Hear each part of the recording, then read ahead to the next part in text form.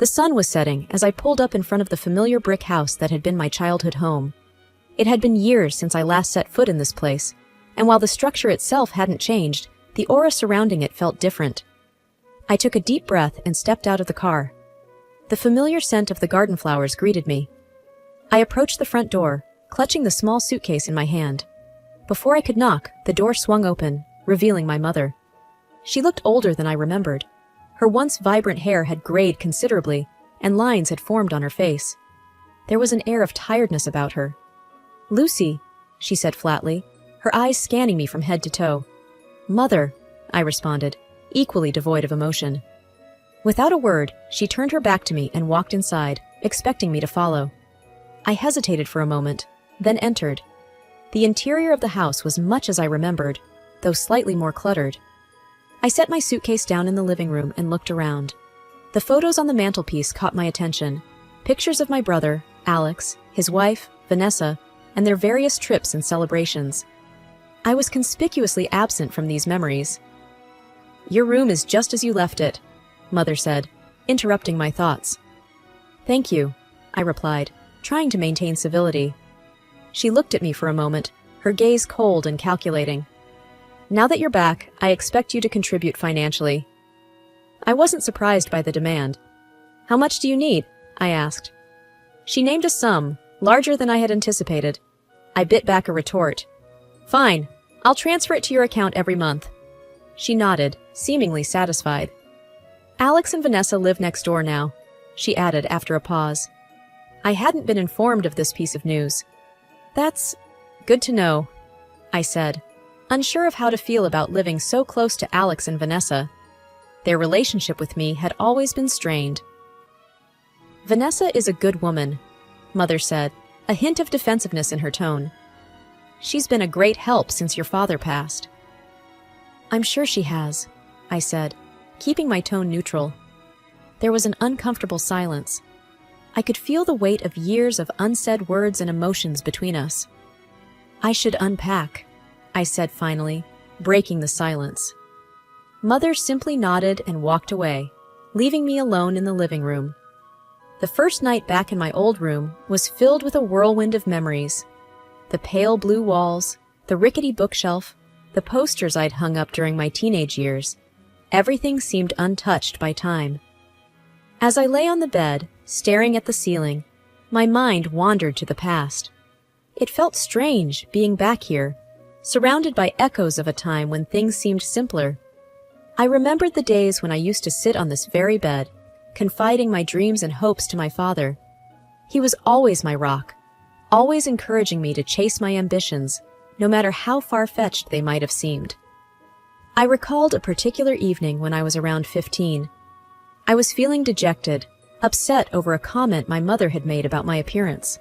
I remembered coming to my room, tears streaming down my face, when my father walked in.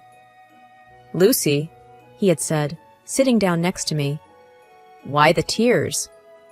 "It's Mom," I'd sniffled. "She said I look like her when she was my age, but she's just being kind. I saw her photos, Dad. She was beautiful." He'd looked at me, his eyes full of compassion. "Your mother was, and still is, a striking woman. But beauty is more than just looks, Lucy. It's the kindness you show, the love you give, and the way you treat others. And in those aspects, you shine brighter than anyone I know." I'd smiled weakly, taking comfort in his words. "Thanks, Dad." He had hugged me tightly, whispering, "Always remember, you're capable of great things." Shaking off the memory, I decided to go downstairs and make some tea. The house was silent, with only the faint ticking of the wall clock. As I passed the living room, I noticed a bunch of old family albums stacked on the coffee table. Curiosity got the better of me, and I began flipping through them.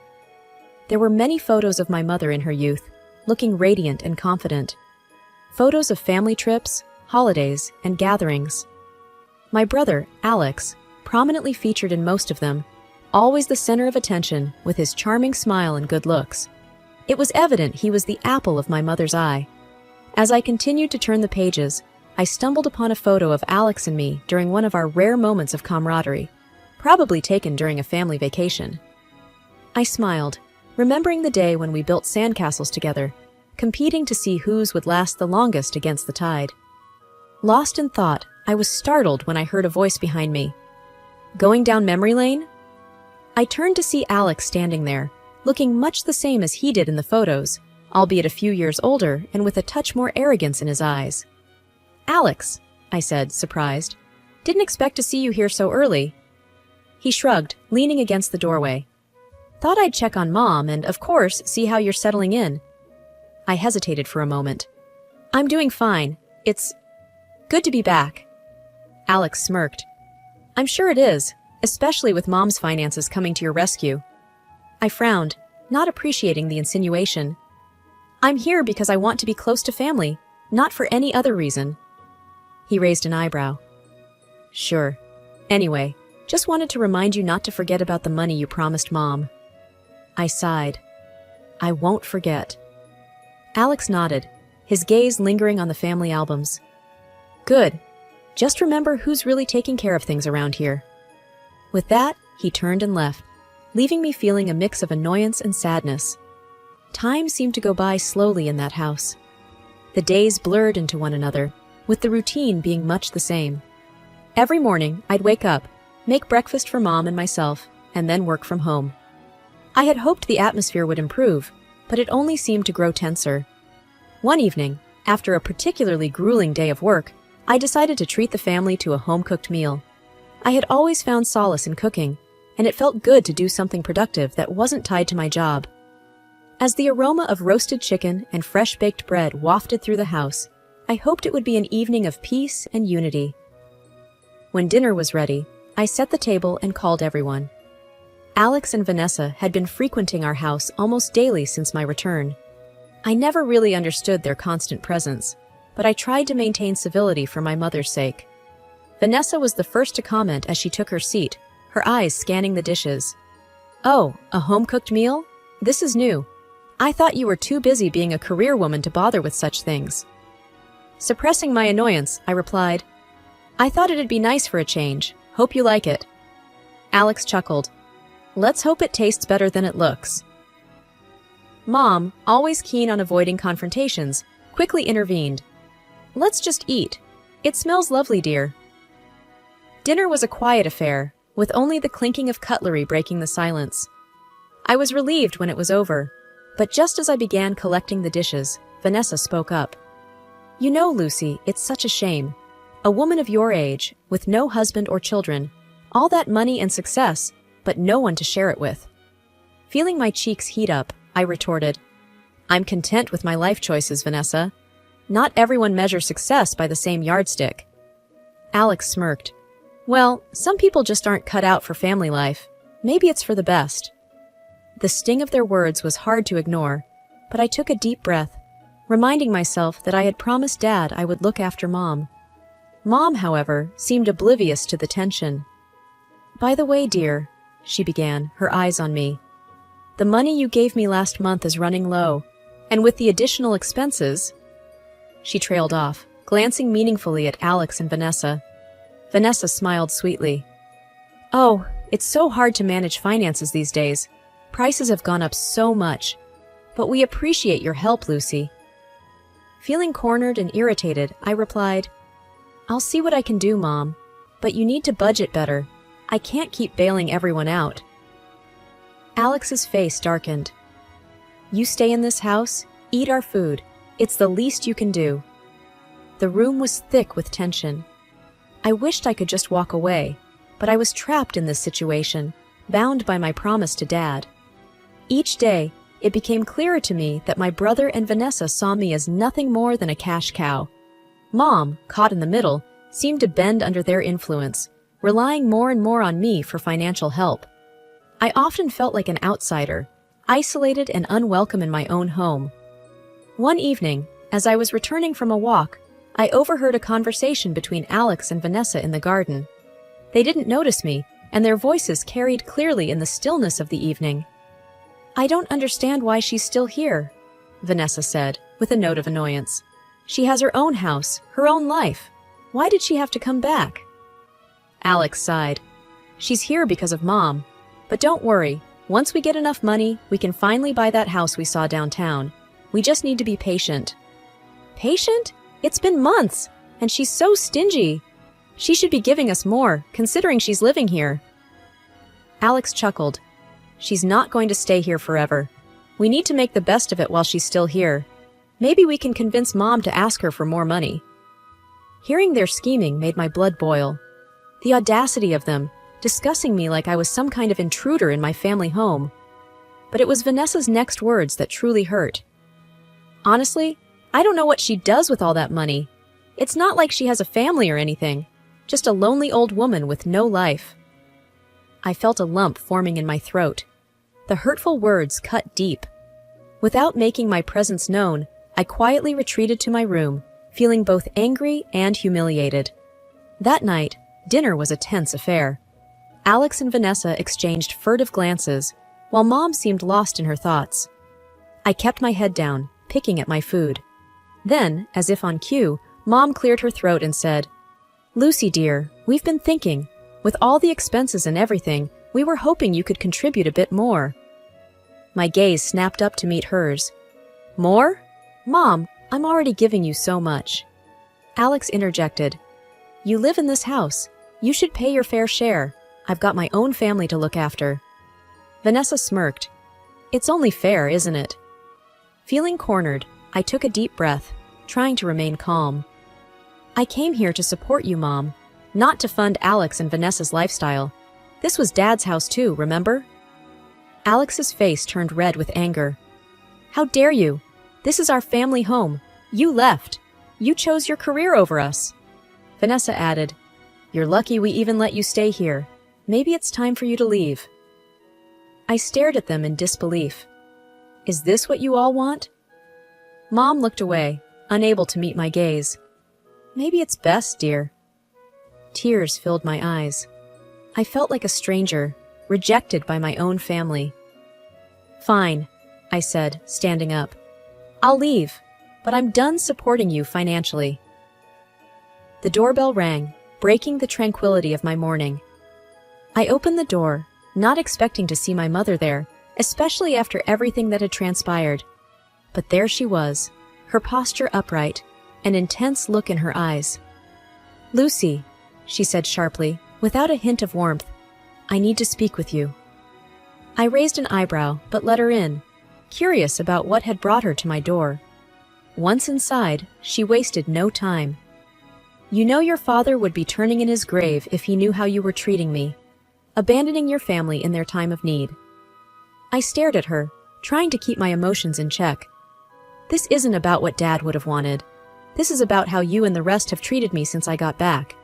I've been nothing but supportive, and you've given my hard-earned money to Alex and Vanessa while they disrespect me in my own home." She scoffed, her voice dripping with disdain. "You think you're so high and mighty just because you have some money now. It doesn't change who you are. You owe us, especially after promising your father you'd look after us." "I promised Dad I'd look after you, not be taken advantage of," I retorted, trying to keep calm.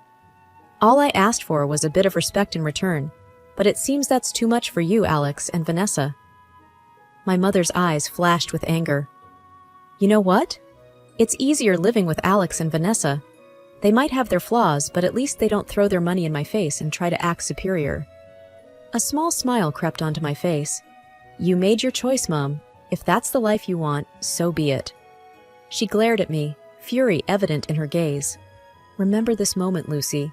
Remember the day you turned your back on your family." "I remember the day my family turned their back on me," I replied calmly, standing my ground. "You made your choice, Mom. Now face the consequences." She stormed out, slamming the door behind her.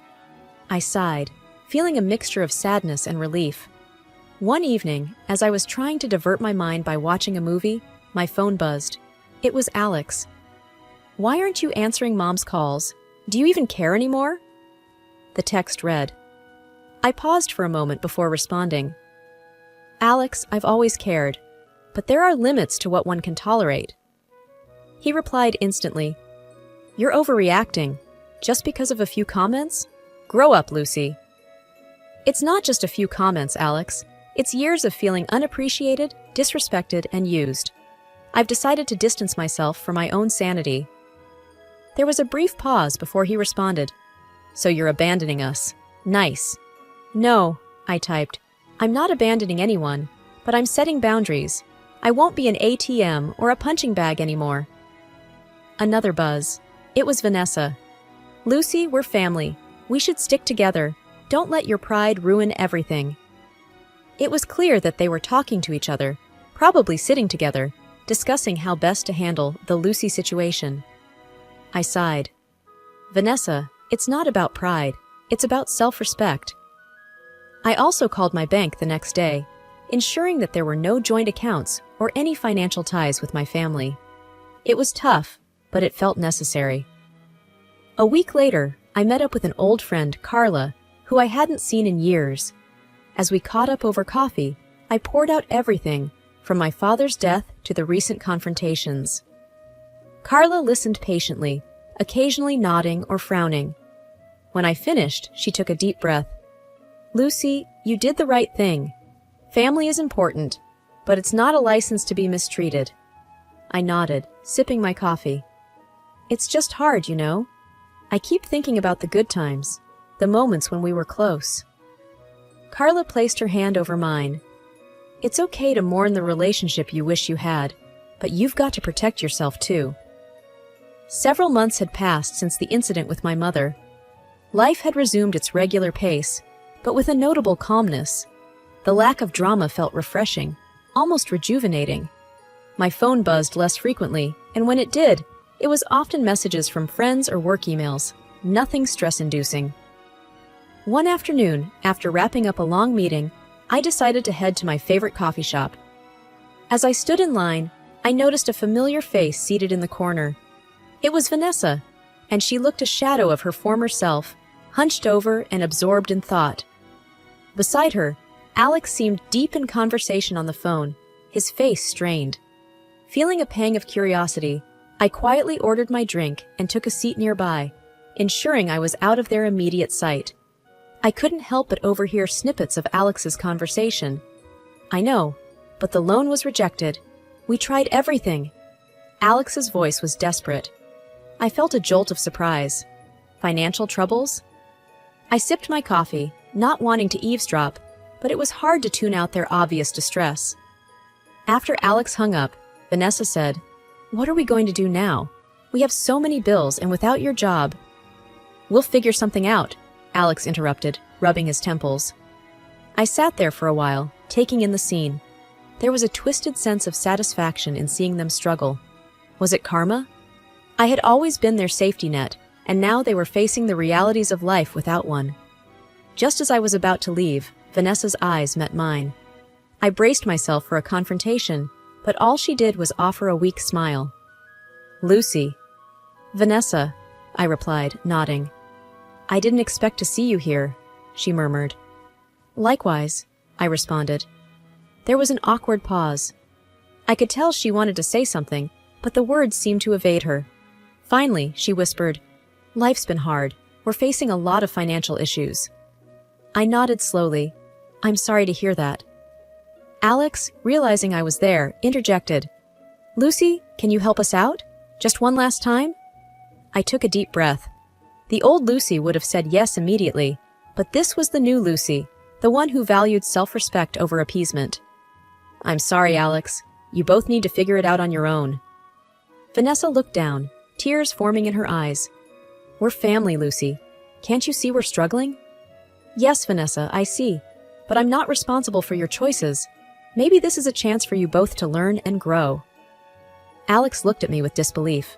"So that's it? You're just going to watch us sink?" I stood up, ready to leave. "It's not about watching you sink. It's about letting you learn to swim on your own." It was a crisp morning when I sat in my favorite cafe, the sunlight streaming through the window warming my face. Over a cup of freshly brewed coffee, I was lost in thoughts about the whirlwind of a year it had been. My phone buzzed, pulling me out of my reverie. There was a message from Katie, an old school friend and a distant relative of my mother's.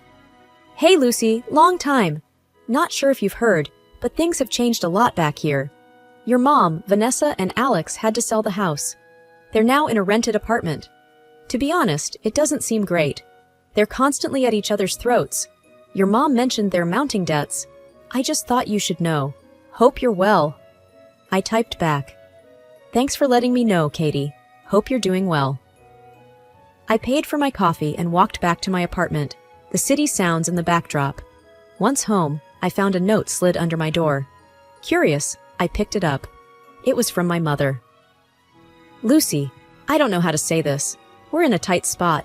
Vanessa and Alex's habits haven't changed, and our debts have piled up. We had to let go of the house. I know we haven't been on the best terms, but I was wondering if you could help? Love, Mom. A rush of emotions washed over me. For a brief moment, guilt and empathy battled within. But then, clarity dawned.